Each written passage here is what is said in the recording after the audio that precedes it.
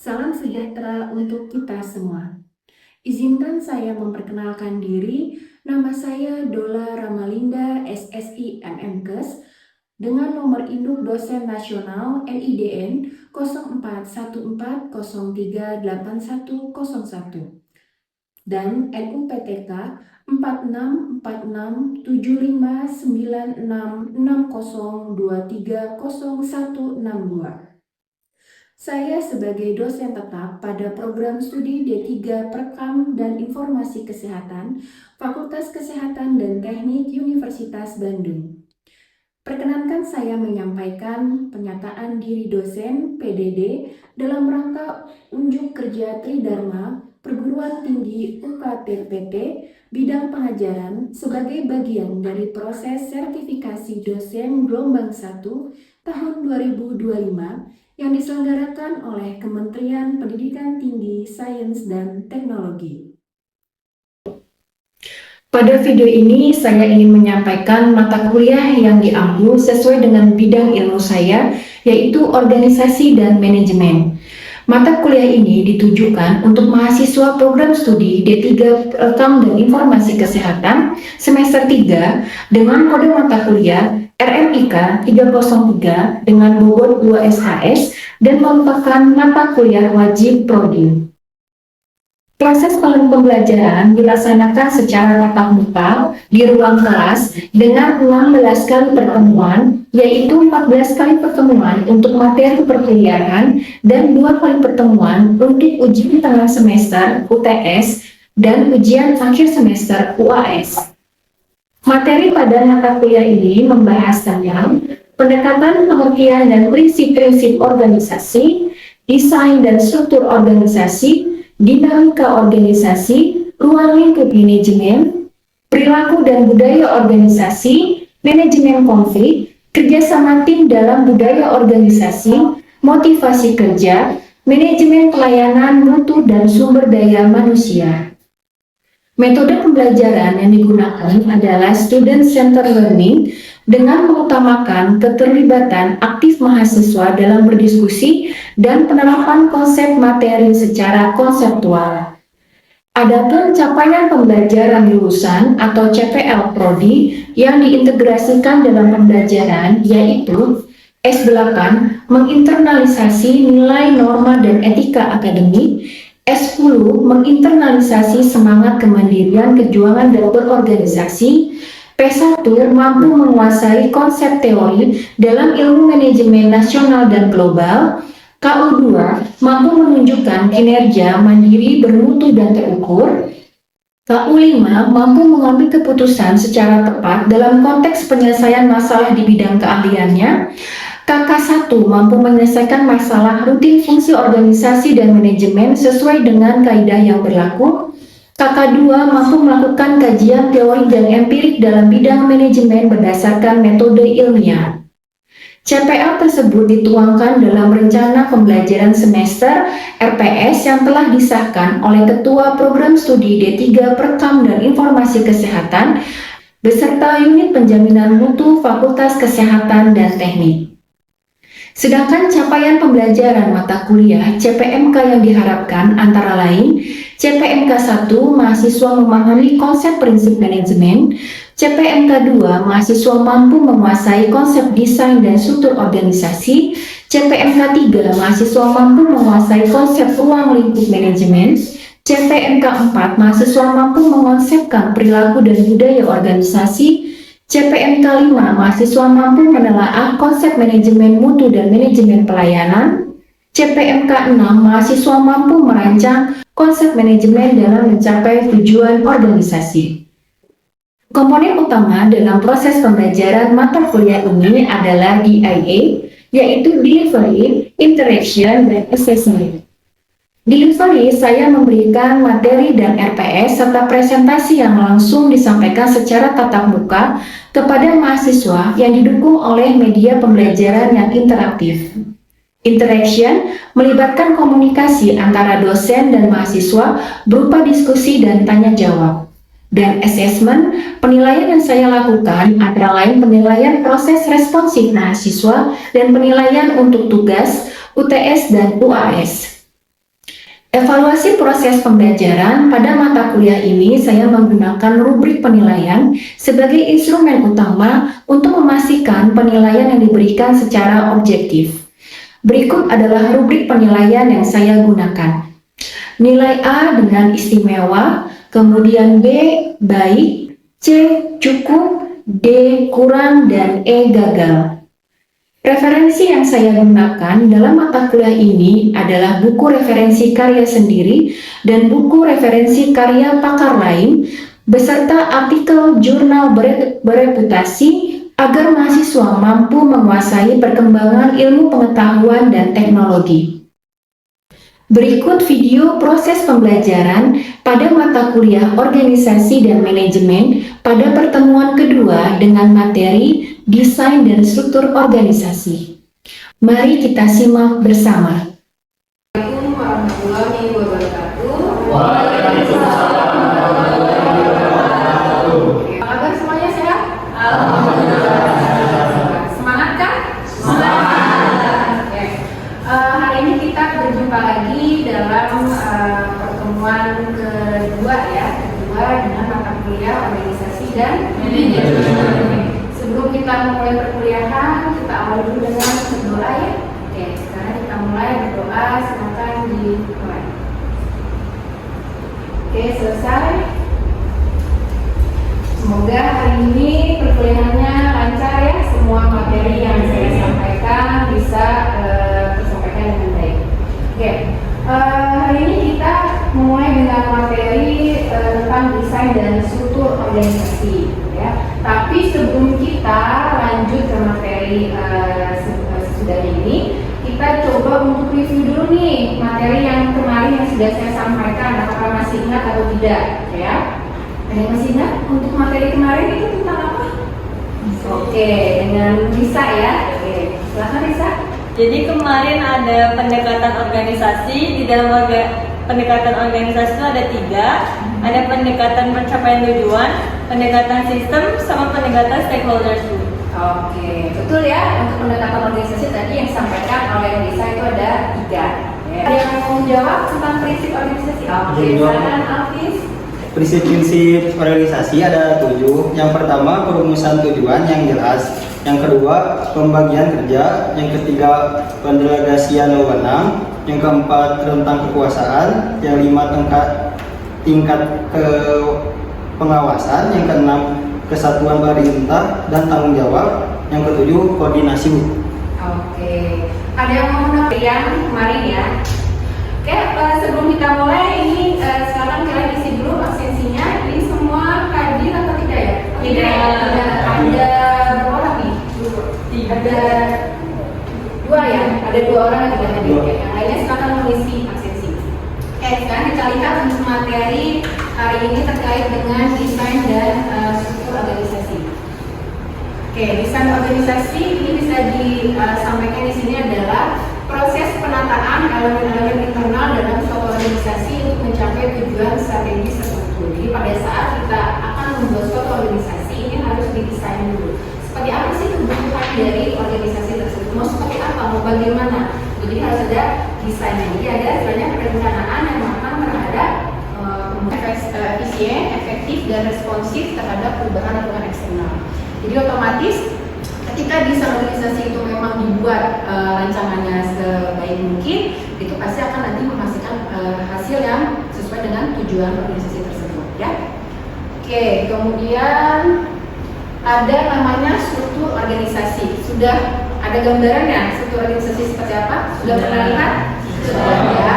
Oke, jadi di sini struktur organisasi di sisi lain ini merujuk pada kerangka formal yang menentukan bagaimana aktivitas ini dilakukan, gitu ya. Terus kemudian disampaikan bahwa menggambarkan bagaimana tanggung jawab dan wewenang didistribusikan di seluruh organisasi. Jadi nanti bisa kelihatan dari struktur organisasi tersebut mana wewenang dan tanggung jawab dari masing-masing bagian, ya. Kemudian ada divisional, kemudian ada materi, ya. Nanti untuk penjelasannya ini salah satu nanti akan saya sampaikan kepada kalian untuk tugas, ya, gitu ya.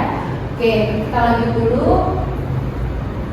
Nah, ini ada namanya pentingnya desain organisasi yang efektif. Nah, ini ada yang tahu bagaimana tentang desain organisasi yang efektif? Nah, di sini desain organisasi yang efektif ini penting karena pertama untuk menentukan bagaimana suatu organisasi beroperasi dan mencapai tujuannya. Otomatis ketika suatu organisasi itu dibentuk, dia harus mempunyai tujuan yang jelas ya. Jadi makanya ini disampaikan bahwa bagaimana nanti suatu desain organisasi bisa mencapai tujuannya. Kemudian ada lagi desain organisasi ini efektif jika ada adaptabilitas organisasi terhadap perubahan lingkungan eksternal. Itu otomatis dia harus menyesuaikan terhadap lingkungannya seperti apa ya. Kemudian ada lagi ini tentang berdampak langsung pada budaya organisasi dan kepuasan karyawan ya. Kalau suatu perusahaan berarti kepuasan karyawan. Jadi ada budaya organisasi. Mungkin kalian sudah pernah mendengar tentang budaya organisasi ya seperti apa gitu ya. Misalnya kalian di sini sebagai mahasiswa, ini budaya organisasinya paham. Misalnya seperti apa? 3S. 3S itu apa? Kayak ada bahasa 3S, senyum, sapa, salam. Oke, jadi ada 3S ya sebagai mahasiswa yang di lingkungan kampus ini kita harus menerapkan 3S, senyum, salam, dan sapa. Oke, salah satu adalah budaya organisasi ya. Yang keempat, tujuan strategis ini telah ditetapkan dapat menjadi sulit untuk dicapai. Tadi ya, kalau misalnya kita memang desain organisasinya atau perencanaan yang tidak matang, otomatis nanti berdampak kepada tujuannya. Apakah nanti tujuannya bisa tercapai atau tidak? Gitu ya, makanya ini harus jelas desain organisasi ini dirancangnya harus semaksimal mungkin gitu ya. Jadi harus jelas nanti misalnya kita mau membuat organisasi tadi misalnya kebutuhannya seperti apa, dari jumlah personilnya, kemudian dari tujuannya seperti apa gitu ya, itu harus disesuaikan. Nah ini desain organisasi yang baik menyediakan peta jalan yang mengarahkan seluruh organisasi menuju pencapaian visi dan misi yang telah ditetapkan. Jadi dia sebagai acuan kita gitu ya. Jadi kalau misalnya visi dan misinya itu bagaimana gitu ya. Oke. Nah ini yang tadi ada tentang jenis struktur organisasi ya, ada struktur fungsional gitu ya, kemudian ada tadi ada matrix ya. Oke, nanti ini saya belum menjelaskan ini, nantinya akan menjadi tugas untuk kalian, nanti kita akan bahas di pertemuan selanjutnya. Oke. Kemudian ini ada lagi terkait dengan struktur organisasi yang berbasis tim proyek dan jaringan. Ya, di sini juga ada berapa nih? Di sini dilihat ada 3 ya. Ada struktur organisasi berbasis tim, kemudian ada berbasis proyek, dan ada juga terkait dengan struktur organisasi berbasis jaringan. Ya. Nah ini nanti kalian yang tadi saya sampaikan sebagai tugas nanti itu kalian mencari referensi terkait dengan tadi struktur ada apa tadi fungsional, dan kemudian bisa ditambah dengan ini ada berbasis tim, berbasis proyek dan jaringan. Kalian silakan cari persamaan dan perbedaannya terkait dengan struktur organisasi tersebut.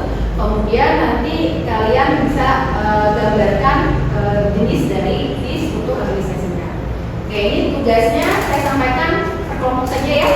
Oke, nanti kelompok, nanti kalian bisa sesuaikan kelompoknya. Kita buat 4 kelompok, berarti ini kurang lebih ada 4 anggota.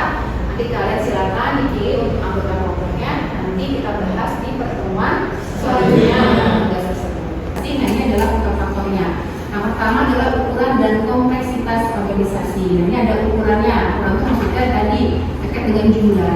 Jumlahnya itu kebutuhannya seperti apa nih organisasi yang akan kita bentuk gitu ya. Apakah misalnya contoh, saya mau berikan contoh yang bisa terbayang oleh kalian itu adalah di sini ya di kampus sebagai kalian mahasiswa kan pasti ada organisasi kemahasiswaan ya, ada apa sesena, ada senat mahasiswa. Nah, itu nanti disesuaikan yang dibutuhkan di dalam organisasi itu ada berapa sih jumlahnya. Apakah misalnya biasanya itu kan ada ketua, ada wakil ketua, ada sekretaris ya, ada bendahara, kemudian ada divisi-divisi atau komisi ya misalnya di sana. Itu nanti disesuaikan kebutuhannya. Kemudian ada kompleksitas organisasi mengacu pada sejauh mana organisasi tersebut memiliki berbagai fungsinya. Gitu. Jadi nanti dia juga ini fungsinya organisasi tersebut untuk kita buat ini untuk apa, gitu ya, kepentingannya apa, gitu ya, tujuannya apa, itu harus disesuaikan juga sih, harus jelas seperti apa ya. Oke, kemudian mungkin tidak terlalu besar ya, karena jumlahnya ada berapa yang tahu di sini ada yang gabung di sana? Ada, oke, ada berapa kurang lebih? 30-an, kayak 30-an itu berarti memang ya sebenarnya cukup besar ya itu 30-an itu. Jadi ketika nanti memang ini membutuhkan struktur lebih formal, ada ya bentuk formal strukturnya. ada ya, jadi jelas di sana. Biasanya ketua kan di atas ya, posisinya paling atas, kemudian ada wakil ketua, dan sekretaris, bendahara, dan kemudian ada divisi-divisi ya, betul ya. Ya, itu nanti bisa dilihat, nanti harus hierarkis apa berurutan, itu harus jelas posisinya seperti apa. Yang mempengaruhi adalah lingkungan eksternal dan teknologi. Mana lingkungan eksternal adalah semua faktor di luar organisasi yang mempengaruhi operasinya atau berjalannya suatu organisasi. Pasti kan namanya organisasi pasti dia berpengaruh terhadap lingkungannya, betul nggak? Misalnya tadi yang mungkin organisasi senat pasti dia ada pengaruhnya ke lingkungannya seperti apa, mungkin manfaatnya, tujuannya pasti disesuaikan dengan lingkungannya seperti apa ya. Kemudian kemajuan teknologi ini juga dapat secara signifikan mengubah cara organisasi beroperasi gitu ya.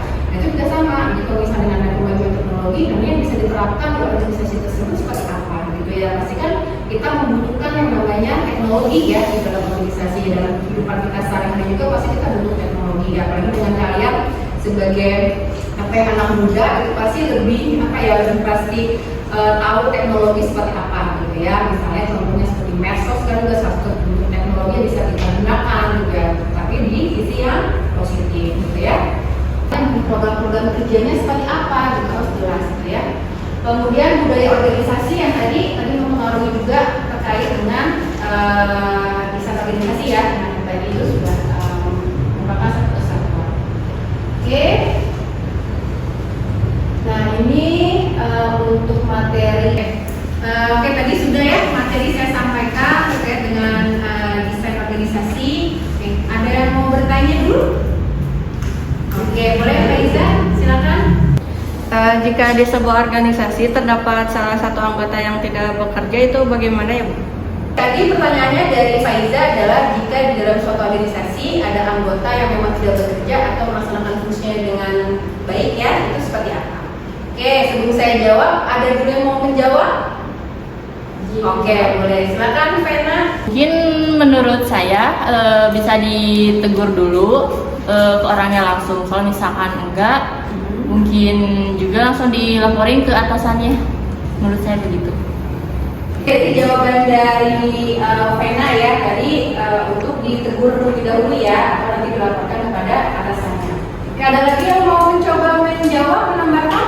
Saya silakan Ai. Izin menambahkan Bu, dari jawaban Vena, mungkin menurut saya tambahannya seperti diberi teguran lewat tertulis seperti surat peringatan. Oke, ya. Oke, tadi jawaban dari Vena dan Ai ya tadi sudah betul ya, sudah tepat. Jadi apabila tadi ada anggota organisasi yang memang dia tidak melaksanakan fungsinya dengan baik, boleh dengan teguran terlebih dahulu ya. Teguran itu bisa lisan biasanya, lisan dulu disampaikan. Kemudian kalau misalnya memang agak sulit, misalnya tadi oleh rekan kerjanya gitu ya, diberikan teguran. Kalau misalnya memang tidak mempan lagi, nah itu bisa disampaikan kepada atasannya untuk ditegur secara lisan. Kalau misalnya memang tidak efektif lagi, ya itu bisa disampaikan dengan tertulis gitu ya. Bentuknya adalah surat peringatan. Dan tadi bisa dilihat alasannya apa nih ketika dia tidak menjalankan fungsinya. Apakah memang dia tidak paham dengan job desk-nya gitu ya, atau memang dia tidak mau melakukan job desk-nya gitu, apa juga nanti kemungkinan mungkin sebab yang lain, mungkin dia terlalu overload dengan pekerjaannya, itu bisa gini, kita tutup, tadi kita buka dengan doa, kemudian kita tutup sekarang dengan berdoa juga ya. Oke, berdoa dimulai.